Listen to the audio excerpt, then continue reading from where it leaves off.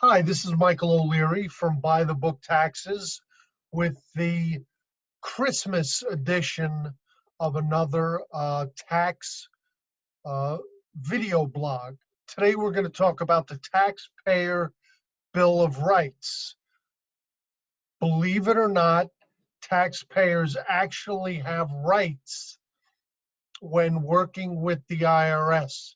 I'm sure many taxpayers who have encountered the IRS, even in an audit or in a collection case, might not believe this, but it is actually true that taxpayers do have rights.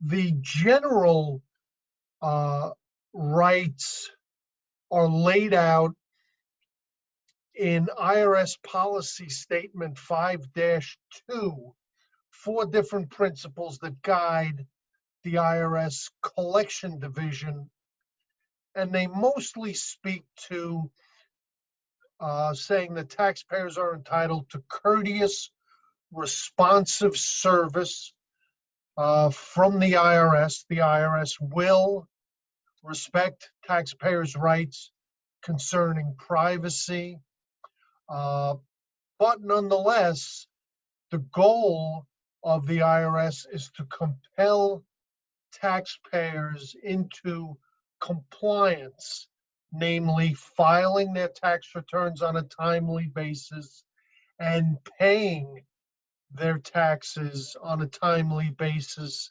and reserving the ability to take appropriate enforcement action if taxpayers are not in compliance.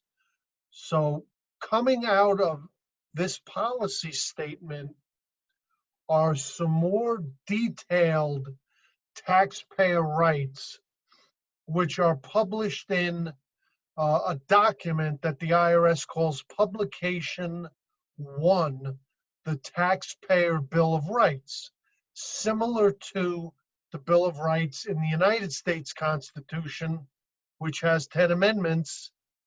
The Taxpayer Bill of Rights has 10 different items in it too, 10 different rights. Here they are. We're going to walk through them. The right to be informed. Taxpayers should know what they need to do to comply with the tax laws, and it's the IRS's job to make them aware of that. The second is the right to quality service. This is something that taxpayers might question from time to time, but nonetheless, it is part of the Bill of Rights. The third one is the right to just pay the correct amount of tax based on the client's profile. Not more, not less, but to file a substantially correct return and pay no more than the correct amount of tax. The fourth is the right to challenge an IRS position and be heard. The IRS isn't always right. Sometimes the client is right, and the client, the taxpayer, may object to an IRS position and be heard. Okay, if a taxpayer disagrees with the position that the IRS is taking, they have the right to appeal an IRS decision, either in an audit or a collection case, and attempt to have their point of view heard in an independent forum, not just Audit 2.0 or Collection 2.0, but rather a truly independent appeals arena. The next is the right to finality. These issues cannot stay open forever. The IRS must be limited in the amount of time that it has to either audit a taxpayer or collect from a taxpayer. The only time that the time limits are open-ended is if the belief is that there's fraud or criminality. Otherwise, these things have to have finite end dates for audits or collections. Generally for audits, it's 3 years. For collections, it's 10 years. Privacy is very important. The IRS cannot splash taxpayers' information anywhere, and they also cannot be too aggressive when it comes to levying or seizing the taxpayers' assets. They must follow certain legal procedures, civil procedures in order to do this. Confidentiality, very important. I actually think items 9 and 10 should be items 1 and 2. I think 10 should be 1 and 9 should be 2. 9 is the right to retain representation. Don't try and deal with the IRS on your own because you don't know the rules associated. Hire a professional, an enrolled agent, a CPA, or an attorney to represent you. If you are not in a position to afford to hire a professional, Google the term low-income taxpayer clinic in your state. I'm going to talk about that a little more in the next slide, but you can get free tax preparation and tax representation services if you can't afford to hire a professional to do this for you. And the last is the right to a fair and just tax system. That should be number one. It shouldn't just be punitive.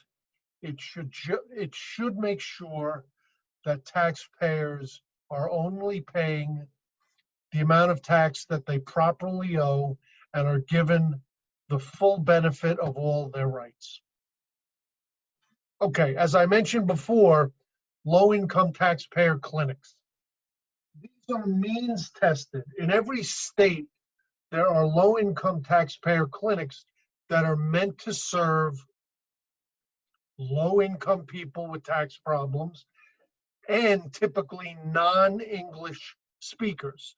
These low-income tax clinics are mostly associated with colleges and law schools. So you have either the law students or the accounting students providing free tax preparation and representation services. As I said, they're means tested. Above a certain amount of income, you don't qualify, which you can check with them. And multiple languages are spoken at most low-income taxpayer clinics. There's also a group within the IRS called the Taxpayer Advocate Service. This is an independent group within the IRS that kind of acts as a bit of a watchdog. And also, this is where you would go if you're following the process correctly, but things get jammed up, the IRS is not responding, they don't seem to be hearing you. So you make a request to speak to the Taxpayer Advocate Service, the Taxpayer Advocate Office, and many times they will work with the IRS to get things unjammed so that your situation can get cleaned up. Okay, if you have any problems with the IRS, getting nasty collection letters, can't seem to get your situation resolved, please call me. I can help. Thanks, and I'll see you at the next webinar.